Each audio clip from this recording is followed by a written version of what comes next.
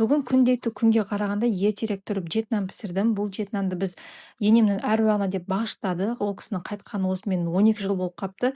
Мен үнемі шелпек пісіргенде тек бір ғана рецептпен дайындаймын. Ешқандай құрамына разрыхлитель ашытқыды қолданбаймын. Бар жоғы 5 минутта шелпек өте жұмсақ шелпек пісіруге болады.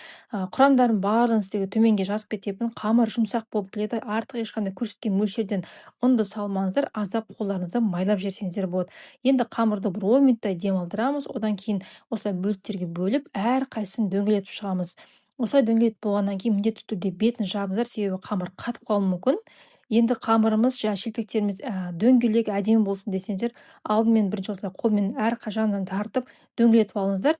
Кейін оқтаумен осылай жайып шығамыз. Тым жұқа қылып жібермеңіздер, тым қалың қылмаңыздар. Майды міндетті түрде қатты қыздырып алыңыздар. Қатты қызып тұрған майды екі жағын осылай әдемілеп қызартып пісіріп аласыздар. Міне осымен біздің шелпектеріміз дайын. Жаңа айтқандай құрамдарын барлығын төменге жазып кетемін. Видео ұнаған болса парақшама тіркеліп, лайк басуды ұмытпаңыздар. Астарыңыз дәмді болсын.